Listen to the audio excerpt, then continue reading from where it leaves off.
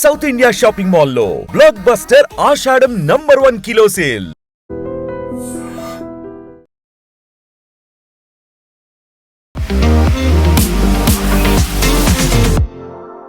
నమస్తే, నేను Kavitha. Welcome to I dream news and నిజాలు. అహ్మదాబాద్ ప్లేన్ క్రాష్ కి సంబంధించి ఏఏఐబి ప్రిలిమినరీ రిపోర్ట్ని అయితే రిలీజ్ చేసింది. అందులో బేసిక్ గా కనిపించింది ఇంధనం ఇంజన్లకి సప్లై అవ్వలేదు. అయితే కీలకమైనటువంటి పైలట్ల సంభాషణలో కేవలం 2 ముక్కలు మాత్రమే ఎందుకు రిలీజ్ చేశారు? బ్లేమ్ గేమ్ ఏమన్నా నడుస్తోందా? బోయింగ్ ఏమైనా పిఆర్ స్టంట్లని చేసిందా? అక్కడ మేనేజ్మెంట్ అనేది జరుగుతుందా? పారదర్శకత లోపించింది, బయాస్డ్గా కనిపిస్తోంది అనేది నాట్ ఓన్లీ పైలట్లు కాదు, ఇక్కడ బాధిత కుటుంబాలు, అట్ ద సేమ్ టైం బ్రిటన్లో ఉన్నటువంటి భారత కుటుంబాలు కూడా ఎందుకు చెప్తున్నాయి? యాక్చువల్గా జరగాల్సిందేంటి? ఇన్ డెప్త్ రిపోర్ట్ ఎప్పుడు వస్తుంది? మనతో పాటుగా ఉన్నారు సీనియర్ జర్నలిస్ట్ సురేష్ కొచ్చతిల్ గారు. హలో సార్, నమస్తే. ఏఐబి రిపోర్ట్ వచ్చిన తర్వాత 15 పేజీల రిపోర్టే, కాకపోతే బోల్డ్ అన్ని క్వశ్చన్స్ ఉన్నాయి సార్. ఆ క్వశ్చన్స్ అన్నిటికీ answers, in depth analysis, in depth investigation ఎప్పుడు అవుతుందంటారు? ఫస్ట్ డిస్క్లైమర్, నేను ఒక పైలట్ కాదు, నాకు ఎయిర్లైన్స్తో సంబంధం లేదు. కానీ ఈ యాక్సిడెంట్ జరిగి దాని తర్వాత ఈ రిపోర్ట్ వచ్చిన తర్వాత నేను 2 సర్వింగ్ పైలట్స్తో మాట్లాడాను. వాళ్ళు ఆన్ రికార్డ్ రాలేరు because they are working for one of India's private airlines. కానీ వాళ్ళతో డీటెయిల్గా మాట్లాడాను నేను. ఫస్ట్ ఈ ఆయిల్ స్విచ్ గురించి కానివ్వండి, మిగతా సేఫ్టీ ఫీచర్స్ గురించి. వాళ్ళు కూడా మీరు చెప్పినట్లు ఇదే అడుగుతున్నారు, ఎందుకు ఆ 2 ముక్కలు ఒకటే పెట్టారు? ఎయిర్క్రాఫ్ట్ పుష్ బ్యాక్ నుంచి రన్వే ఎండ్ దాకా వచ్చేదాకా ఒక 2 నిమిషాలు పడుతుంది. అక్కడి నుంచి టేకాఫ్ చేసి అక్కడ ఒక హైట్కి వెళ్ళిన తర్వాత క్రాష్ అయిన దాకా బహుశా ఒక 1 minute 15-20 seconds ఉంటుంది, మేడే కాల్ దాకా. ఈ రికార్డ్ మొత్తం ఎందుకు రిలీజ్ చేయట్లేదు? సెకండ్ పాయింట్, మీరు చెప్పిన మాట did you switch off, no అని చెప్పింది ఎవరికి చెప్పారు? ఆ రోజు టేక్ ఆఫ్ హ్యాండిల్ చేస్తున్నది ఫస్ట్ ఆఫీసర్. మన దాంట్లో పైలట్ని మన కమాండర్ అంటాం, main person, senior most. Next నేర్చుకుంటున్న ఆయన కో పైలట్, నేర్చుకోవడం కాదు, is qualified but under training constantly. Take off చేస్తున్న ఆయన అనమాట. కానీ కంట్రోల్ ఈయన దగ్గర కూడా ఉంటుంది. సో ఎవరి దగ్గర అడిగారు? సెకండ్ పాయింట్, ఈ స్విచ్ ఆఫ్ చేయడం 1 second జరిగింది అంటున్నారు. ప్రెస్ ఇట్లా లిఫ్ట్ చేసి వెనక గుంజాలి, ఇంకోటి లిఫ్ట్ చేసి ఇంకా వెనక గుంజాలి, 2 ఒకటేసారి చేయలేము. 3 ఫింగర్స్తో చేస్తారంట. 3 ఫింగర్స్తో లిఫ్ట్ చేసి వెనక గుంజుతారు, 3 ఫింగర్స్తో లిఫ్ట్ చేసి వెనక గుంజుతారు. మనం కార్లో గేర్లు చేంజ్ చేస్తాం చూడండి, ఆ ప్రాసెస్ అట్లా ఉంటుంది అనమాట. కానీ this is very small switch. Definitely ఆ టేక్ ఆఫ్ స్టేజ్లో 2 ఫుల్ కాన్సన్ట్రేషన్లో ఉంటారు, ఎందుకంటే మ్యాక్సిమం ఇంజిన్కి పవర్ వెళ్తుంది. ఆ టైంలో మీరు ఇట్లాంటి పని చేయలేరు. ఏం జరిగింది? ఆన్ ఇట్స్ ఓన్ డిసెంగేజ్ అయిందా? దీనికన్నా ముందు 2-3 సార్లు దానికన్నా ఎక్కువ బోయింగ్ వార్నింగ్ ఇచ్చారు, సేయింగ్ దట్ ఆటోమేటిక్ డిసెంగేజ్మెంట్ నడుస్తుంది, మీరు ఒకసారి చెక్ చేసుకోండి. దీనికి ఒక లాకింగ్ సిస్టమ్ చెప్పాను చూడండి, లిఫ్ట్ చేయడం, వెనక గుంజడం, ముందుకు గుంజడం. మీరు అబ్జర్వ్ చేస్తుంటారు, ఎయిర్క్రాఫ్ట్ వచ్చి ఆగిన తర్వాత ఏరోస్టెస్ ఒక అనౌన్స్మెంట్ చేస్తుంది అందరి దగ్గర, please remain seated till the aircraft comes to complete halt and the captain switches off the engine. Exactly. మన వాళ్ళు ఎప్పుడు అర్థం చేసుకోవాలి దానికి ఎందుకు చెప్తున్నారు అనేది. ఆ మూమెంట్లో కూడా ఏదైనా జరగవచ్చు, దానికోసం మీరు కూర్చోండి, లేవకండి. కానీ మన వాళ్ళు ఎయిర్క్రాఫ్ట్ ఆగంగానే ఇమ్మీడియట్ ఏదో వాళ్ళు వెళ్ళిపోతారు, వాళ్ళని ఇచ్చేసి ఏదో వాళ్ళు మమ్మల్ని ఇక్కడ ఎయిర్పోర్ట్లో ఇచ్చేసి వెళ్ళిపోతారు రోడ్ మీద అని చెప్పేసి అట్లాంటి యాటిట్యూడ్. బస్లో మనం ఎట్లా బిహేవ్ చేస్తే అదే బిహేవియర్ అన్నమాట. బట్ ఇక్కడ జరిగింది యాక్సిడెంట్లో నేను ఈ 2 పైలట్స్ అని మాట్లాడి వాళ్ళు ఏమన్నారంటే, first the entire conversation should be released. రెండవది, ఈ కాన్వర్జేషన్లో కూడా ఎవరితో మాట్లాడుతున్నారని క్లారిటీ కావాలి. దాంట్లో వాయిస్ మ్యాచింగ్ ఉంటుంది, ఎందుకంటే దానికన్నా ముందున్న 6 ఫ్లైట్ల రికార్డింగ్ కూడా దాంట్లో ఉంది, డిఫరెంట్ పైలట్స్ హ్యాండిల్ చేసిన అనమాట. రెండవది, ఈ ఇంజిన్కి వచ్చే సప్లై కట్ ఆఫ్ అయినప్పుడు ఎక్కడ కట్ ఆఫ్ అయింది? రన్వే స్టార్టింగ్లో కట్ ఆఫ్ అయిందా? టేక్ ఆఫ్ స్టేజ్లో కట్ ఆఫ్ అయిందా? ఎక్కడ కట్ ఆఫ్ అయింది? ఎప్పుడు అబ్జర్వ్ చేశారు? One pilot is asking the other pilot, did you switch of? ఆ టైంలో ఆయనకు ఫీలింగ్ ఏమొచ్చిందంటే ఎయిర్క్రాఫ్ట్లో ఇంజిన్కి పవర్ రావట్లేదు. సడన్గా ప్యానల్లో చూస్తే కట్ ఆఫ్ అని చూపిస్తుంది, స్విచ్ ఏమో ఇక్కడ ఉంది. Immediately would ask the question. ఇదంతా మనం కంజెక్చర్ చేస్తున్నాం మైండ్లో, రీకన్స్ట్రక్ట్. ఎవరో నా దగ్గర ఇంకొక ఛానల్ వాళ్ళు ఫోన్ చేసి అడిగారు పొద్దున, వీడియోలు ఎందుకు లేవని అడిగారు. ఆడియో ఉంది, టెక్నికల్ ఇంకో రికార్డర్ ఉంది, అది కూడా రెండు సెట్స్ ఉన్నాయి, ఒకటి ముందు ఉంటుంది ఎయిర్క్రాఫ్ట్, ఒక వెనక ఉంటుంది. మరి వీడియో ఎందుకు లేదు నేను చెప్పాను, నాకు తెలియదు.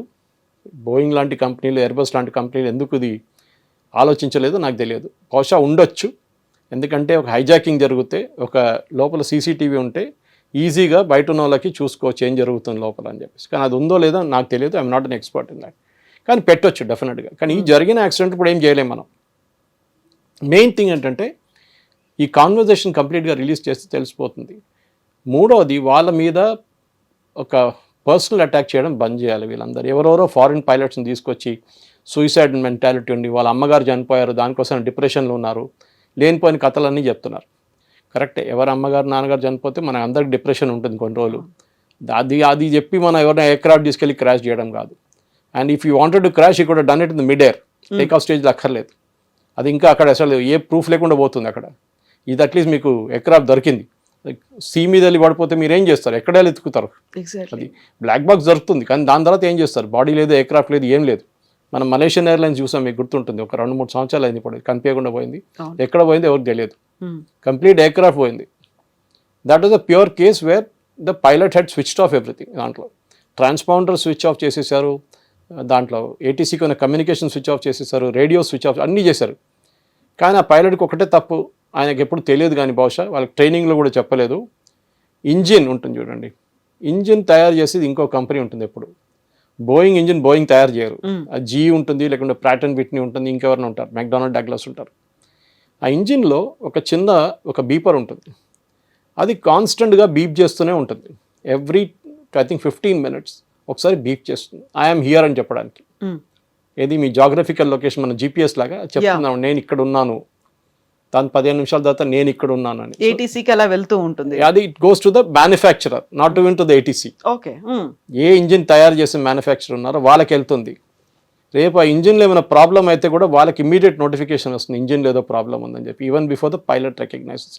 Anyway that's a case with Malaysian airlines. కానీ ఈ కేసులో కూడా మనకు టేక్ ఆఫ్ స్టేజ్లో మనం అందరు చూసాం, స్విచ్ ఆన్ చేసిన తర్వాత స్విచ్ ఆన్ చేశారు 2 ఇంజిన్స్లు, ఒకటి ఫుల్ థ్రాటిల్ పికప్ చేసుకుంది, అది కూడా నేను మాట్లాడి. Next one was picking up, time పడుతుంది అది.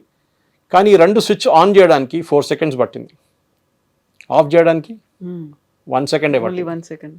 Which means 1 second you cannot switch off engines. అది కూడా నేను మాట్లాడిన ఇద్దరు పైలట్ కూడా అదే అంటున్నాను, మేము రెగ్యులర్గా ఆపరేట్ చేస్తాం కదండి, వచ్చినప్పుడు కూడా అది గుంజి వెనకకి తీసి సెకండ్ 3 fingers తీసి వెనకకి గుంజడంలో మాకు మినిమం 3 seconds 4 seconds పడుతుంది. అని ఆగినప్పుడు మా అంత టెన్షన్తో చేయం, మేము మెల్ల చేస్తాం దాన్ని. ఒక ఇంజిన్ తర్వాత ఒక ఇంజిన్ ఆఫ్ చేస్తాం. 2 ఇంజిన్లు ఒకటేసారి గుంజడం ఏంటండి. ఇంకోరు క్రేజీ లాజిక్ చూశాను నేను, ఎవరో ఇంకో మంచి ఏదో ఎక్స్పర్ట్ ఏదో ఛానల్లో చెప్తున్నారు, వీళ్ళు మనం యూజువలీ చేతి కడాలంటే వేసుకుంటాం ఒకసారి, లేకుంటే చైన్ వేసుకుంటాం, గోల్డ్ చైన్ ఒకటి లూజ్గా ఉంటుంది. వీళ్ళు బహుశా ఈయన థ్రాటిల్ ఇట్లా చేసినప్పుడు దానికి వెళ్ళి తాకి దాన్ని గుంజుకుని ఉంటారని. 2 ఒకటేసారి గుంజుతారండి, 2 స్విచ్లు ఒకటేసారి గుంజుతారు, అది కూడా మీరు గుంజలేరు, దాన్ని you have to lift it and then push it. మూడోది, ఎయిర్ ఇండియాని కాదు అన్ని ఎయిర్లైన్స్కి బోయింగ్ ఒక అడ్వైజరీ ఇచ్చారు, మీరు ఈ స్విచెస్ చెక్ చేయండి రెగ్యులర్గా, ఇది ఒక్కొక్కసారి ఆటోమేటిక్ చేంజ్ అయిపోతుంది అని చెప్పేసి, దాని లాకింగ్ సిస్టమ్ ఒకసారి చెక్ చేసుకోండి అని చెప్పి. That was not mandatory. Mandatory అంటే కంపల్సరీ, అడ్వైజరీ ఇచ్చారు. కానీ ఇప్పుడు ఏం చెప్తానంటే ఈ స్విచ్ కూడా 2 సార్లు మార్చారంటున్నారు ఇప్పుడు లేటెస్ట్ దాంట్లో, 2 సార్లు మార్చారు లాస్ట్ 6 నెలల్లోనే. That means it was reasonably checked అని చెప్పలేము, మనం చేయలేదని చెప్పలేము, చేశారు. దానికన్నా ముందు వచ్చిన రిపోర్ట్లు ఏం చెప్పండి, ఎయిర్ ఇండియా ఏం చేయలేదన్నారు. తర్వాత వాళ్ళు రికార్డ్ చూపించారు, కాదు 6 నెలల ముందు చేంజ్ చేసామని స్విచ్ 2 సార్లు చేంజ్ చేసామని చెప్పారు. అంటే they was some problem, obvious దానికి ప్రాబ్లం లేకుండా ఎవరు మార్చరు కదండి. సో ఏం జరిగింది, సో మన ఈ ఎంటైర్ పిక్చర్ చూసినప్పుడు నేను కూడా యాజ్ ఐ సెడ్ బిఫోర్, నేను ఎక్స్పర్ట్ కాదు, కానీ అదర్ పాలిటిక్స్ అడిగితే పాలిటిక్స్ మాట్లాడతాను, కానీ ఎకానమీ మాట్లాడతాం. కానీ ఇట్లాంటి పరిస్థితుల్లో మన ఎక్స్పర్ట్స్ దగ్గర మాట్లాడాల్సింది. కానీ దీని తర్వాత this only a preliminary report, final report ఇంకా రావాలండి. అది వచ్చిన తర్వాతనే మనం ఏ సొల్యూషన్కి వెళ్తున్నా చూడాలి. కానీ అన్నిటికంటే ఇంట్రెస్టింగ్ ఒక కాంట్రవర్సీ జరిగింది, అది మనం ఇండియన్ మీడియాలో అస్సలు ఎవరు పట్టించుకోలేదు. ఈ రిపోర్ట్ ఆ రోజు రిలీజ్ చేసింది రాత్రి పొద్దున ఎర్లీ మార్నింగ్ 1:30. ఇండియాలో ఎవరైనా 1:30కి రిపోర్ట్ రిలీజ్ చేస్తారండి? మీడియాకి పీక్ టైంలో ఇస్తారు, యూజువల్లీ ఈవినింగ్ టైప్ ఇస్తారు, లేకుంటే పొద్దున 10 గంటలకు ఇస్తారు. రాత్రి 1:30 రిలీజ్ చేయాల్సిన ఏమొచ్చిందండి మీకు? అప్పుడు క్యాల్కులేషన్ అంటే అక్కడ యుఎస్లో ఉన్న స్టాక్ ఎక్స్చేంజ్ క్లోజ్ అయిపోతుంది ఆ టైంకి, బోయింగ్ షేర్స్ ఎఫెక్ట్ కాకూడదని చెప్పి ఆ టైంలో రిలీజ్ చేయమన్నారంట బోయింగ్ వాళ్ళు. అది వీకెండ్ కాబట్టి పర్లేదు, మండే నుంచి మండే మళ్ళీ నుంచి మనం సరికొత్తగా. చూసుకుందామని చెప్పేసి. సో బోయింగ్కి ఏం భయం లేకుండే బోయింగ్ ఎందుకు చెప్పారు అది. రెండవది, అదే రోజు బోయింగ్ ఈ స్టాక్ ఎక్స్చేంజ్ ఇన్ఫార్మ్ చేసే ముందు వాళ్ళు డ్రాప్ చేయమన్న రిపోర్ట్ కన్నా ముందు అదే టైంలో New York times and Washington post ఈ రిపోర్ట్ రిలీజ్ చేశారు వాళ్ళ దాంట్లో, పైలట్ ఎర్రర్ అని చెప్పేసి. మన ఇండియన్ మీడియాలో ఇంకా రాలేదు న్యూస్, దానికన్నా ముందు యూఎస్ మీడియాలో వచ్చేస్తుంది. ఎవరు ఇచ్చారు వాళ్ళకి? Obviously Boeing was a part of the team. Air accident బ్యూరోలో వాళ్ళు కూడా ఉన్నారు, ఎఫ్ఏఐ ఉన్నారు, ఎవరు ఇప్పుడు రేపు ఎయిర్ బస్ అయితే ఎయిర్ బస్ వాళ్ళు ఉంటారు అట్లా. సో ఆబ్వియస్లీ వాళ్ళకి ఒక కాపీ ఇచ్చి ఉంటారు. Ministry of external affairs copy ఇస్తారు, మినిస్ట్రీ ఆఫ్ సివిల్ ఏవియేషన్ దగ్గర చాలా కాపీలు ఉంటాయి. వాళ్ళ కన్సల్టేటివ్ కమిటీని కూడా బ్రీఫ్ చేశారు వీళ్ళు ఎయిర్ యాక్సిడెంట్ బ్యూరో వాళ్ళు మినిస్ట్రీలో. సో బహుశా కాపీ బోయింగ్ దారు ఉండే, వాళ్ళ కాపీ వాషింగ్టన్ పోస్ట్ న్యూయార్క్ టైమ్స్కి ఇచ్చారు. చూడండి, మా తప్పేం లేదు, మా ఎయిర్క్రాఫ్ట్ చాలా సేఫ్, జరిగింది ఏదో వాళ్ళ పైలట్ తప్ప అని చెప్పేసి. పాపం చనిపోయిన పైలట్స్ అక్కడ డిఫెండ్ చేయలేరు కదా వాళ్ళు వచ్చి. That's a sad fact of life. Dead men never tell tales అంటారు దాని ఇంగ్లీష్లో. కథలు చెప్పలేరు వాళ్ళు వచ్చి, వాళ్ళు మేమేం చేసాం, ఎందుకు చేసామని చెప్పేసి డిఫెండ్ చేయలేము. సో వాళ్ళు డిఫెండ్ చేయాల్సింది ఎయిర్ యాక్సిడెంట్ బ్యూరో. వాళ్ళు కంప్లీట్గా ఇన్వెస్టిగేట్ చేసి కాన్వర్జేషన్లో ఏం జరిగింది, ఆ ఎయిర్క్రాఫ్ట్ స్విచెస్ ఆటోమేటిక్ ఆఫ్ అయిందా, 1 minute 1 second మీరు చేయొచ్చా లేదా ఇంకోసారి చూపించండి, సిమ్యులేటర్ చూపించచ్చు, మీరు సిమ్యులేటర్లో చూపించండి, 1 second చెక్ చేస్తే కాదంటున్నారు, మినిమం 3 seconds తీసుకుంటుంది. టక్ టక్ టక్ టక్ టక్ టక్ 2 seconds తీసుకుంటుంది. సో 3 seconds తీసుకున్నప్పుడు సెకండ్ టైం ఆన్ చేసిన 4 seconds తీసుకుంది. So obviously there is a mismatch ఎక్కడో. సో దానికి ఫుల్ రిపోర్ట్ వస్తేనే మనకి చాలా ఇంకా క్లారిటీ వస్తుంది. కానీ ఇట్లాంటి పార్షల్ రిపోర్ట్ రిలీజ్ చేయడంలో చాలా మటుకు ఎయిర్ యాక్సిడెంట్ బ్యూరో వాళ్ళ ఇమేజ్ కూడా చాలా దెబ్బతిన్నది. ఎందుకంటే చాలా కాన్స్పిరసీ థియరీస్ వస్తుంది అన్నమాట. ఎందుకు చేశారు? బోయింగ్ని సేవ్ చేయడానికి చేశారా, బోయింగ్ని వాళ్ళ ఇమేజ్ కాపాడడానికి చేశారా, లేకుంటే ఇలా Indian airlines air India image ఖరాబ్ చేయడానికి చేశారా, లేకుంటే పైలట్స్ మీద వేయడానికి ట్రై చేస్తున్నారా? వీళ్ళందరూ అన్ని కాన్స్పిరసీ థియరీస్ వస్తున్నాయి అనమాట. ఇన్ఫాక్ట్ ఆ రోజు పొద్దున్న ఈ పైలట్స్తో మాట్లాడిన ఒక ఆయన చెప్తున్నాడు, I just going to the airport, నేను టెన్షన్లో ఉన్నానని చెప్తున్నాడు. ఎందుకంటే మనం సైకలాజికల్గా దే ఆల్ ఇంపాక్టెడ్. ఇంకొక ఆయనతో మాట్లాడితే is retired Air Force pilot, so ఆయనకు ప్రాబ్లం లేదు. చాలామంది ఉన్నారు ఎయిర్ ఫోర్స్ నుంచి రిటైర్ అయిన వాళ్ళు, though are working with Air India and IndiGo. వాళ్ళ దగ్గర మాట్లాడి వాళ్ళదే అంటున్నారు, ఎయిర్ ఫోర్స్లో పనిచేసిన వాళ్ళకి అంత ఇంపాక్ట్ లేదు, ఎందుకంటే వాళ్ళు ఇది రెగ్యులర్గా చూస్తుంటారు. మొన్న జాగ్వార్ క్రాష్ అయింది, 2 పైలట్ చనిపోయారు. సో వాళ్ళకి ఒక మెంటల్ మేకప్ ఉంది వాళ్ళకి. కమర్షియల్ పైలట్స్కి సివిలియన్ లైన్ నుంచి వచ్చిన వాళ్ళకి అది లేదన్నమాట. So different situation. ఎందుకంటే దాని next day I flu to Bengaluru. Crash జరిగిన నెక్స్ట్ డే నేను మన హైదరాబాద్ ఎయిర్పోర్ట్ నుంచి బెంగళూరుకి వెళ్ళాను. నేను ఇండియన్ ఇన్స్టిట్యూట్ ఆఫ్ సైన్స్లో ఒక లెక్చర్ ఉంది దానికి. అందరు ఫేస్ చూస్తూ ఉన్నాను ఆ రోజు, ఎందుకంటే జరిగి 24 గంటలు కూడా కాలేదు. వాళ్ళ ఫేస్ చూస్తున్నాను, వాళ్ళ రియాక్షన్ చూస్తున్నాను. చెక్ ఇన్ కౌంటర్ కానీ, బోర్డింగ్ కౌంటర్ కానీ, దాని తర్వాత ఎయిర్క్రాఫ్ట్ ఎంటర్ చేసిన తర్వాత, ఎయిర్క్రాఫ్ట్ కూర్చున్న తర్వాత, టేక్ ఆఫ్ చేస్తున్నాను, అన్నీ కొంతమంది ఫేస్ నేను చూస్తున్నాను రియాక్షన్. టేక్ ఆఫ్ చేసిన తర్వాత ఒక రిలీఫ్ అన్నమాట. సో మనం కూడా ప్యాసింజర్స్కి, ఎందుకంటే చాలామంది ఇప్పుడు కూడా ఫ్లై చేస్తున్న వాళ్ళకి భయం ఉంటుంది ఆ రోజు జరిగింది ఏంటనేది చెప్పేసి. బహుశా ఒక 6 నెలలు మర్చిపోతారు, 6 నెలల నుంచి 3 నెలలు మర్చిపోతారు అందరూ. సో కానీ వీ షుడ్ ఎన్ష్యూర్ ఒక కాన్ఫిడెన్స్, మన ఎయిర్లైన్ సిస్టంలో ఉండే కాన్ఫిడెన్స్ మనం తీసుకురావాలి రిటర్న్, దట్ ఆ pilots are good, next they are best in the world అని చెప్పొచ్చు. సో వాళ్ళ మీద ఇట్లాంటి ఆరోపణలు చేయకండి. రోజుకి 2,000-3,000 ఫ్లైట్స్ టేక్ ఆఫ్ చేస్తూ ల్యాండ్ చేస్తూ ఉంటుంది. జరిగింది, అది ఎందుకు జరిగిందో కనుక్కుందాం మనం ఒకసారి. దాని తర్వాతనే we'll come back to the final decision అన్నమాట. సో ఇప్పుడు కూడా ఏఐబి రిపోర్ట్ రావడానికి యాక్సిడెంట్ జరిగిన 30 daysలోనే రిపోర్ట్ పబ్లిష్ ఇవ్వాలి కాబట్టి ఇచ్చారు అనేది, అందులోనూ కూడా మన వాళ్ళతో పాటుగా బ్రిటిషర్స్ కూడా ఉన్నారు, 52 మంది ఉన్నారు. కాబట్టి అక్కడ అంతర్జాతీయ సమాజం ముందు చెప్పుకోవడానికి వీఆర్ ట్రాన్స్పరెంట్ అన్నట్టుగా రిలీజ్ చేశారు తప్ప అక్కడ బయాస్డ్గా ఉంది అనేది. బోయింగ్ ఏమైనా పిఆర్ స్టంట్లు చేసిందా, మేనేజ్ చేసిందా అనేది, అలాంటి ప్రెషర్స్ ఏమైనా ఉన్నాయంటారా? ఇప్పుడు నేను బయట ఉన్నాను, నేను చెప్పలేను అక్కడ ఏం జరిగింది అనేది. కానీ యూజువల్లీ నేను ఒక కంపెనీ నడిపిస్తున్నా అంటే నా కంపెనీ మీద ఆరోపణలు రాకుండా చూసుకుంటాను నేను. అది మన కోర్టులో ఆర్గ్యూ చేసేలాంటి కేసు కాదు అది. మీ మీద ఆరోపణ చేస్తాను, మీరు రిప్లై ఇస్తారు, అట్లా కాదు.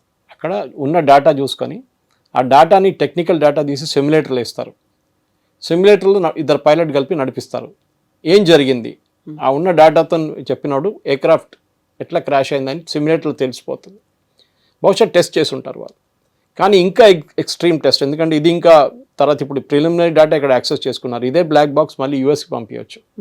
అక్కడ ఎఫ్ఏ వాళ్ళు, బోయింగ్ వాళ్ళు మళ్ళీ చెక్ చేస్తారు ఇంకోసారి. కానీ డెఫినెట్గా బోయింగ్ వాళ్ళ మీద రాకుండా చూసుకుంటారు, అది వాళ్ళ సెల్ఫిష్ మోటివ్. ఎందుకంటే దీనికన్నా ముందు మొన్న కేసులో దే ఆర్ పేడ్, చాలా బిలియన్స్ పే చేశారు కాంపెన్సేషన్ క్రాష్లో, పాత క్రాష్లో ఒకటి. సో అట్లాంటి ఇవ్వాల్సి వస్తుంది. 260 మందికి వాళ్ళు బిలియన్స్ ఇవ్వాలంటే వాళ్ళ కంపెనీ బ్యాంక్రప్ట్ అయిపోతారు. అది రాకుండా చూసుకుంటారు. ఇంకోటి బ్యాంక్రప్ట్ కావడం కాదు, వాళ్ళ మీద ఎయిర్క్రాఫ్ట్ మీద ఉన్న ఒక విశ్వాసం పోతుంది వాళ్ళు. ఎగ్జాక్ట్లీ. ఎందుకంటే సేఫ్ ఎయిర్క్రాఫ్ట్ అని చెప్పేసి ఉన్న అది ఉంటుంది కదా, అది వెళ్ళిపోతుంది. బోయింగ్కి దీనికన్నా ముందు కూడా చూస్తాం మనం, 2 క్రాష్లు జరిగింది. లైన్ ఒకటి ఇక్కడ 2 ఏషియాలో జరిగింది, 2 క్రాష్లు. నోస్ అప్ వెళ్ళి మళ్ళీ నోస్ డౌన్ వచ్చి అది స్టెబిలైజ్ కాకుండా క్రాష్ అయిపోయింది ఎయిర్క్రాఫ్ట్. అది లయన్ ఎయిర్ ఒకటి మీకు గుర్తుంటుంది. సో ఇట్లాంటి పరిస్థితి జరగని కాదు, it has happen. But we need to ensure confidence. ఎందుకంటే దాని తర్వాత బోయింగ్ అడ్మిట్ చేశారు, మా దాంట్లో ఫ్లా ఉందని చెప్పి ఆ ఎయిర్క్రాఫ్ట్ చాలా రోజులు గ్రౌండ్ చేశారు వాళ్ళు, ఆ మోడల్ అన్నమాట. కానీ తర్వాత మళ్ళీ ఇప్పుడు ఫ్లై చేస్తుంది. ఎయిర్క్రాఫ్ట్ అనేది యాక్సిడెంట్స్ ఉంటుంది, కానీ ఇప్పుడున్న టెక్నాలజీతో సహా ఫ్లై బై వైర్ అంటారు, మీరు చూస్తుంటారు. ఒకసారి టేక్ ఆఫ్ చేసిన తర్వాత పైలట్స్ ఇంటరాక్షన్ చాలా తక్కువ ఉంటుంది ఎయిర్క్రాఫ్ట్తో. అది ఆటోమేటిక్ కంప్యూటరైజ్ చేసిన రూట్ ఉంటుంది దాంట్లో, ఆ రూట్లోనే ఫ్లై చేస్తుంది. హైదరాబాద్ టు బెంగళూరు అంటే కంప్లీట్ కీ చేసి ఉంటుంది దాంట్లో. ఇక్కడ నుంచి టేక్ ఆఫ్ చేయగానే శంషాబాద్ ఏటీసీ, దాని తర్వాత నెక్స్ట్ ఏటీసీ కర్నూలు ఏటీసీ తర్వాత అట్లా చూసుకుంటే వెళ్ళిపోతారు వాళ్ళు స్టెప్ బై స్టెప్ అన్నమాట. So only take off and landing టైంలోనే పైలట్స్కి చాలా మటుకు ఇంటరాక్షన్ ఉంటుంది. ఇంకోటి ఎయిర్ టర్బ్యులెన్స్ ఉన్నప్పుడు ఎక్కడైనా అప్పుడు వాళ్ళు టేక్ ఓవర్ చేసుకుంటారు ఎయిర్క్రాఫ్ట్, లేకుంటే వాళ్ళు దే ఆర్ రిలాక్స్డ్ అనమాట. చూసుకుంటే పోతున్నారు ఎయిర్క్రాఫ్ట్, అన్ని పారామీటర్స్ స్టేబుల్గా ఉంది. ఓన్లీ టేక్ ఆఫ్ అండ్ ల్యాండింగ్లోనే ఇంజిన్ మీద మ్యాక్సిమం స్ట్రెస్ ఉంటుంది. అది మనం ఈవెన్ కార్ స్టార్ట్ చేసినప్పుడు మీకు గుర్తుంటుంది, ఫస్ట్ ఒక 5 సెకండ్లు 10 సెకండ్లు కార్ చేస్తున్న శబ్దాలు వింటే మనకే భయం వేస్తుంది ఒకసారి, ఏంటో ఇట్లాంటి సౌండ్లు వస్తున్నాయని. సో ఆ ఒక టేక్ ఆఫ్ స్టేజ్లో చిన్న కార్ ఇట్లా ఉంటే ఎయిర్క్రాఫ్ట్ అనేది వచ్చించండి ఎంత పెద్ద పవర్ ఉంటుంది, దాని ఫ్యూయల్, దాని లోడ్, ప్యాసింజర్ లోడ్ కానీ మన లగేజ్ లోడ్, ఇదంతా చూసుకునే కదా వాళ్ళు టేక్ ఆఫ్ చేస్తారు. ఈ కేసులో కూడా జరిగింది, but we can't say for sure. ఇక్కడున్న ఎక్స్టెన్సివ్ రిపోర్ట్ తీసుకురావడంలో నెల కోసం ప్రెషరైజ్ పెట్టారని మీ అడిగిన ప్రశ్నకి నేనైతే అట్లా చేయకూడదు. At least as a professional you should never do it. చేశారో లేదనేది గవర్నమెంట్ కూడా చెప్పట్లేదు, ఎందుకంటే గవర్నమెంట్కి యాక్చువల్లీ టెక్నికల్ దాంట్లో రోల్ లేదు. మళ్ళీ వాళ్ళు వెళ్ళి దాంట్లో చేయబెడితే ఇంకా పెద్ద ఇష్యూ అయిపోతుంది అది. ఎందుకంటే వీళ్ళు ఆల్రెడీ ఉన్నారు కదా, బోయింగ్ వాళ్ళు ఉన్నారు, బ్రిటిష్ వాళ్ళు ఉన్నారు, యూఎస్ వాళ్ళు ఉన్నారు. వీళ్ళందరూ ఉన్నప్పుడు మీరు ఇంకో రిపోర్ట్ తయారు చేస్తే నడవదు. వీరందరూ కలిసి సైన్ చేయాల్సింది రిపోర్ట్ మీద, that we all agree with the findings అని. కానీ నేను చెప్పినట్లు ఈ రిపోర్ట్ ఎందుకు ముందు బోయింగ్కి ఇచ్చారు, వాళ్ళు ఎందుకు యూఎస్లో ముందు పబ్లిష్ చేయించారు, స్టాక్ ఎక్స్చేంజ్ క్లోజ్ అయిన తర్వాత ఎందుకు పబ్లిష్ చేశారు, ఈ క్వశ్చన్స్ ఇప్పుడు కూడా ఉండిపోతుంది. బోల్డ్ అన్ని అన్ఆన్సర్డ్ క్వశ్చన్స్ ఉన్నాయి ఇప్పటికీ. అయితే ఒక నమ్మకం, ఎస్ మాకు ఒక న్యాయం, ప్రాణాలు అయితే రావు, ఒక నమ్మకం, ఒక న్యాయం అనేది నిజంగా చాలా మంది బయటికి చెప్పుకోలేని వాళ్ళు కూడా ఎదురు చూస్తున్నారు, ఇంక్లూడింగ్ అక్కడ pilots family members. Blame game అంతా వాళ్ళ మీద పోతోంది ఇప్పుడు చూస్తూ ఉంటే. కరెక్ట్, అది ఇప్పుడు చేయకూడదండి. ఇట్స్ అబ్సల్యూట్లీ హారిఫిక్ అన్నమాట, చేయకూడదు. వాళ్ళ మీద వాళ్ళు ఆల్రెడీ వాళ్ళ హస్బెండ్ కానివ్వండి, వాళ్ళ మదర్ ఫాదర్ ఉంటారు, వాళ్ళు అప్సెట్ అయి ఉంటారు. వాళ్ళంతా ట్రామాలో ఉన్నప్పుడు వెళ్ళి ఇట్లా ఆరోపణలు చేయడం without proof, it is not correct. ఎవరు అడిగారు, ఎస్ ఐ నాట్ స్విచ్డ్, అవి అయిపోయింది కదా, ఇక్కడ నెక్స్ట్ ఏంటి, అది ఎందుకు జరిగిందని ఇన్వెస్టిగేట్ చేయాలి. చేసాడని చెప్పి మళ్ళీ వీళ్ళు ఇన్సిస్ట్ చేసే ఎట్లాంటిది, అది కూడా ఎవడో ఫారిన్ పైలట్స్ని తీసుకొచ్చి, అదే ఆలోచించాలి మనం. సో ఎగ్జాక్ట్లీ ఈ ఇన్సిడెంట్ జరిగిన తర్వాత ఇలాంటి వరుస ఇన్సిడెంట్స్ చూస్తున్నాము మనం. ఉత్తరాఖండ్లో ఒక హెలికాప్టర్ క్రాష్ అయింది, 6 చనిపోయారు అనేది. వెరీ రీసెంట్గా ఒక జాగ్వార్ కుప్పకూలింది అని. అంతకుముందు కూడా మిగ్గులు అంటే మనకి ఫ్లయింగ్ కాఫిన్స్ ఇలాంటి పేర్లు అనేవి కూడా ఉండేది. జాగ్వార్ కూలడం, మనం కాలం చెల్లిన వాటిని ట్రైనింగ్ కోసం వాడుకుంటున్నామా, లేకుంటే వాటి మీదే డిపెండెన్సీ అనేది పెరిగింది? మనకి ప్రాబ్లం ఎక్కడ వచ్చిందంటే 2000 నుంచి స్పెషల్లీ 2004 నుంచి 2014 దాకా మనం ఒక్క కొత్త ఎయిర్క్రాఫ్ట్ కూడా కొనలేదు. ఉన్న పాత ఎయిర్క్రాఫ్ట్ని అప్గ్రేడ్ చేసుకుంటూ పోయాం. ఈ జాగ్వార్ అనేది ఇప్పుడున్న రఫేల్ వాళ్ళ తండ్రి, first generation second generation aircraft అదంతా. దాన్ని అప్గ్రేడ్ చేశారు చాలా మటుకు. దాట్స్ సేమ్ కంపెనీ తయారు చేసిన కంపెనీ డెసాయ్ రెండిటికి. కానీ ఇప్పుడు వస్తున్న ఫోర్త్ జనరేషన్, దాంతో 5th జనరేషన్ రఫేల్ మనకు వస్తుంది. 1980లో మోస్ట్ ఆఫ్ ద జాగ్వార్స్ని రిటైర్ చేసేసారు లోకంలో. ఈజిప్ట్ కానీ మిగతా, మనం ఇంకా నడిపిస్తున్నాం దాన్ని. మన ఇండియన్స్ ఒక యాటిట్యూడ్ ఉంది, ఎక్కడ దాకా నడిపిద్దాం అని చెప్పేసి జుగాడు చేసి ఎట్లనో. మీరు బిలీవ్ చేయరు, జాగ్వార్స్కి పార్ట్ లేకుంటే I think the previous government ఎక్కడో ఖతార్ నుంచో లేకుంటే బహ్రీన్ నుంచో మనం పాత జాగ్వార్ తీసుకొని, ఫ్లయింగ్ కండిషన్ లేదు, దాన్ని తీసుకొని పెద్ద ఎయిర్క్రాఫ్ట్ వేసేసి తీసుకొచ్చి దాని పార్ట్స్ వాడుకున్నాం మనం, స్పేర్ పార్ట్స్గా వాడుకున్నాం. ఆలోచించి కొంతమంది చేస్తారు, మన మోటార్ సైకిల్ వాళ్ళు చేస్తారు ఈ పని, రిపేర్ చేస్తున్న వాళ్ళు. ఇది చేసాం మనం. మనం ఆలోచించండి, 10 సంవత్సరాలు ఒక్క కొత్త ఎయిర్క్రాఫ్ట్ కొనలేదు. And AK Antony then defence minister Manmohan Singh గవర్నమెంట్లో పార్లమెంట్లో స్టేట్మెంట్ ఇచ్చారు, మనం ఎందుకు కొనట్లేదంటే డబ్బులు లేదని చెప్పారు. అఫీషియల్ స్టేట్మెంట్, నేను చెప్పట్లేదు, మీరు చెప్పట్లేదు, ఏకే యాంటనీ ఇచ్చిన స్టేట్మెంట్. దాని తర్వాత రఫాల్ వచ్చినప్పుడు మీకు గుర్తుంటే ఎంత కాంట్రవర్సీ తయారు చేశారు వీళ్ళు కావాలని చెప్పేసి. ఎందుకంటే చైనాకు ఒక భయం ఉంది, పాకిస్తాన్ కాదు, చైనాకు భయం ఏంటంటే ఈ రఫాల్ అనే ఎయిర్క్రాఫ్ట్ని మనం ఒక అరుణాచల్ ప్రదేశ్ వైపు నుంచి ఒకటి, ఒక్కొక్క స్క్వాడ్రన్ ఏమో లదాఖ్లో పెట్టుకుంటాం మనం. ఒక స్క్వాడ్రన్లో 12 నుంచి 14 ఎయిర్క్రాఫ్ట్ ఉంటాయి, కొన్నిట్లో 16 ఉంటుంది. మన దగ్గర 3 స్క్వాడ్రన్లు ఉన్నాయి రఫాల్ది. ఒకటేమో పాకిస్తాన్ వైపు, రెండేమో చైనా వైపు. చైనాకి ఎయిర్క్రాఫ్ట్ ఏ ప్రసక్తి అక్కడ రాకూడదని చెప్పేసి వాళ్ళు చాలా కొట్లాడారు మన వాళ్ళతో ఇన్ఫ్లుయెన్స్ చేయడానికి, త్రూ రాహుల్ గాంధీ కానీ మిగతా వాళ్ళతో. చాలా హిందూ లాంటి publications, Hindu is the communist news paper, అందరికి తెలుసు అది, వాళ్ళతో ఆర్టికల్స్ పబ్లిష్ చేయించేసి ఈ కాంట్రాక్ట్ ఎట్లానే క్యాన్సిల్ చేయడం వాళ్ళు చాలా ట్రై చేశారు. కానీ మోదీ గవర్నమెంట్ దాంట్లో they were very straight fast, తీసుకొచ్చారు ఏం కానీ మనకు కావాలని చెప్పేసి. మీరు చూసుంటే దాని రిజల్ట్ ఇప్పుడు ఆపరేషన్ సింధూర్లో చూసాం. బాలాకోట్లో మన ఎయిర్క్రాఫ్ట్ పాకిస్తాన్ ఎంటర్ చేయాల్సి వచ్చింది, మన సుఖాయ్ కానివ్వండి, మిగ్స్ కానీ, దే హ్యాడ్ టు ఎంటర్. ఒక దాంట్లో అభినందన్ని కొట్టుపడేస్తారు. సో ఎందుకంటే మనకు షూట్ అండ్ స్కూట్ లేకుండే అప్పుడు. షూట్ అండ్ స్కూట్ ఏమవుతుందంటే మన బార్డర్ వైపు ఉండి, మన బార్డర్ లోపలనే ఉండి మిసైల్కి డైరెక్షన్ ఇస్తారు, దాంట్లో కీ చేసేస్తారు మిసైల్కి, ఈ లాటిట్యూడ్ ఈ లాంజిట్యూడ్ అని చెప్పి. దానికి ఒక ఫోటోగ్రఫిక్ మెమరీ కూడా ఉంటుంది. బాలకోట్కి వెళ్ళి కొట్టని కానీ అది వెళ్ళిపోతుంది, ఎయిర్క్రాఫ్ట్ ఏమో రిటర్న్ వచ్చేస్తుంది. మనం ఎంటర్ చేయక్కర్లేదు. రఫాల్కి కెపాసిటీ ఉంది షూట్ అండ్ స్కూట్ది, అది లేదు. ఫైర్ అండ్ ఫర్గెట్ అంటారు ఇంకో పేరు దాంది, అది ముందు మన లేకుండే. ఇప్పుడు చూడండి, ఈసారి వచ్చినప్పుడు మనం వీడెంట్ ఎంటర్ పాకిస్తాన్, ఇక్కడ ఉండి మనం చేసాం అన్ని కావాలని. భారత్ వైపు నుంచి మనం రఫాల్ ఫైర్ చేసాం, బ్రహ్మోస్ ఫైర్ చేసాం, వీడిడ్ మిగతా స్టింగర్ ఫైర్ చేసాం, అన్నీ చేసాం మనం ఇక్కడి నుంచి. సో ఆ ఎయిర్క్రాఫ్ట్ని కొనకుండా ఉండడం, దాంతోనే మనకు ప్రాబ్లం. అది కాకుండా ఇంకోటి మనం చూస్తున్నాం, ఈవెన్ డిఆర్డిఓ కానీ హెచ్ఏఎల్ కానీ ఎయిర్ చీఫ్ చెప్పారు, he made very clear that మా హెచ్ఏఎల్ దగ్గర ఇచ్చిన ఆర్డర్లే వాళ్ళు ఇవ్వలేకపోతున్నారు, తేజస్ కంప్లీట్ స్క్వాడ్రన్ తయారు చేయలేకపోతున్నారు. ఎందుకంటే వాళ్ళకి ప్రొఫెషనల్ కాదండి, వాళ్ళు ఈజ్ నాట్ ప్రొఫెషనల్. సరే చేశారు, సుఖాయ్ చేశారు, మిక్స్ తయారు చేశారు, అన్నీ చేశారు, కానీ వాళ్ళకి ఆ కెపాసిటీ లేదు హ్యాండిల్ చేయడంలో. సాఫిస్టికేటెడ్ ఎయిర్క్రాఫ్ట్ కానివ్వండి, మిగతా కానీ డెడ్ లైన్స్ మీట్ చేయడంలో.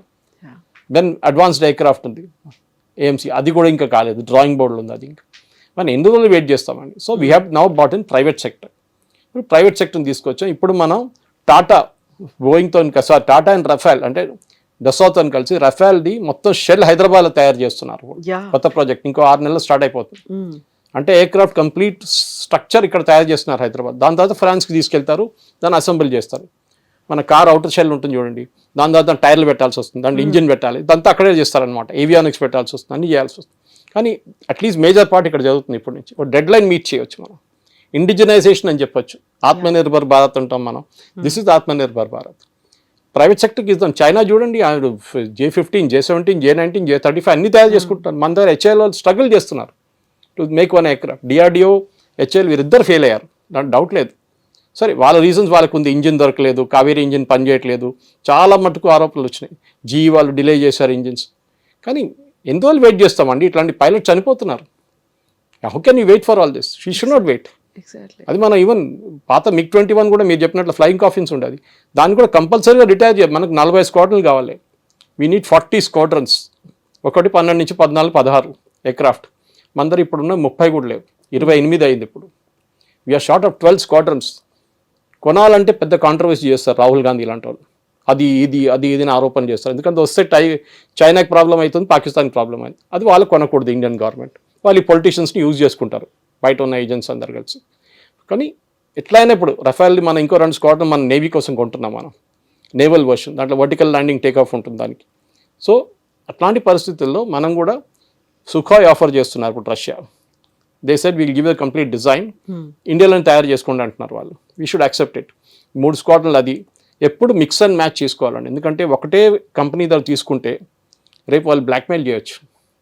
మనం వీ సఫర్డ్, మన యూఎస్ నుంచి మనకి ఎయిర్క్రాఫ్ట్ కాదు మిగతాది పోఖ్రాన్ బ్లాస్ట్ చేసిన తర్వాత వాళ్ళు మొత్తం బ్లాక్ లిస్ట్ చేసేస్తారు ఇండియన్ కంపెనీస్ని. మనం ఏం కొనలేకపోయాం మనం అక్కడి నుంచి.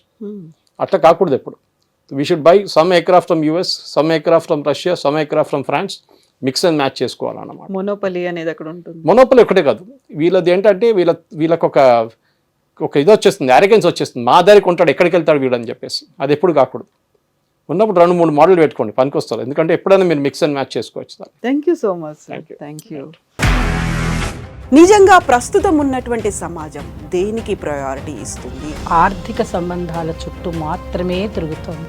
మళ్ళీ ఎన్నికలంగానే చాలా విరక్తి కలుగుతాను. మంచి అనిపిస్తుంది కదా, లేడీస్ కూడా ఛాలెంజింగ్ జాబ్స్ చేసినప్పుడు చాలా బాగుంటది. ట్రాఫిక్ అసిస్టెంట్స్ గా నియమించిన ట్రాన్స్జెండర్స్ అందరితో సాల్యూట్ చేయించుకుంటున్నారు. ఫుడ్ డెలివరీ ఇవ్వటానికి వెళ్ళినటువంటి డెలివరీ బాయ్ అనిల్ పై కళ్ళ ముందు పెళ్ళండి